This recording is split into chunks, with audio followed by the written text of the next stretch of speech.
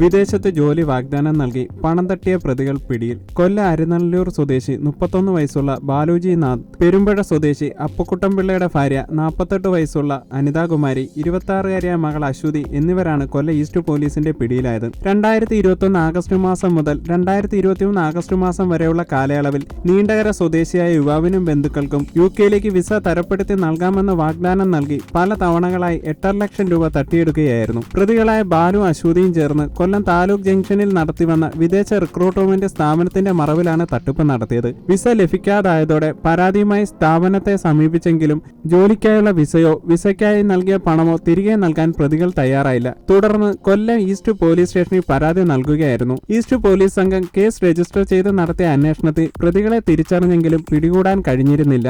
ഒളിവിൽ കഴിഞ്ഞു വന്ന പ്രതികൾക്കായി തിരച്ചിൽ നടത്തി വരുന്നതിനിടയിൽ കഴിഞ്ഞ ദിവസം ഇവർ തിരുവനന്തപുരം ജില്ലയിൽ കല്ലമ്പലത്ത് നിന്നും പോലീസിന്റെ വലയിലാവുകയായിരുന്നു.